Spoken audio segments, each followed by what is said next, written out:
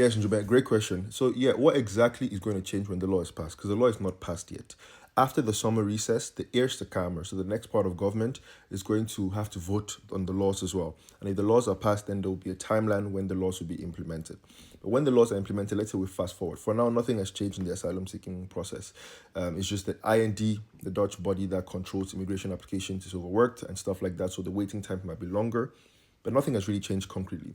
So after the summer recess, let's say if the Eerste Kamer votes for the laws, what is concretely going to change is that the duration, for example, which people normally get for a limited amount of time, like a residence permit for a limited amount of time, if your application is approved, it's going to change from 3 years to from 5 years to 3 years. So they're going to shorten it. And the residence permit that asylum seekers are sometimes given for an unlimited amount of time, that's going to no longer exist anymore.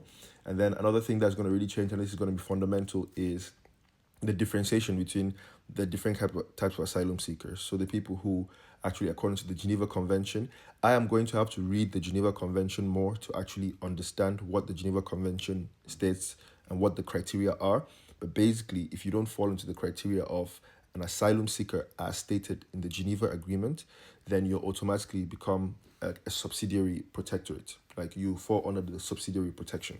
So people who are seeking asylum, there's going to be one group that actually gets asylum according to how asylum normally is given, according to the Geneva Agreement, which I need to read more about.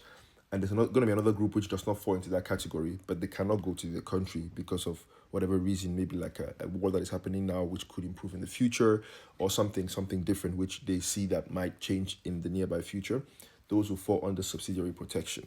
And if you're under subsidiary protection, then you kind of get a temporary status, right?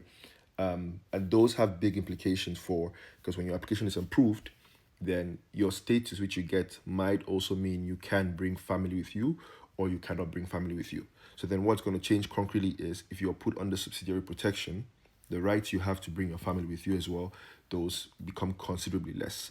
But if you are an asylum seeker or you're given the asylum status, then you still keep the right to bring your family. So those are like the main things that change, but you can still apply for asylum.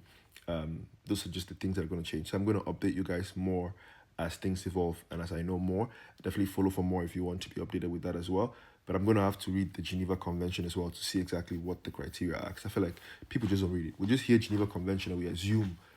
But what does it even say? But anyways, I'll keep you guys updated.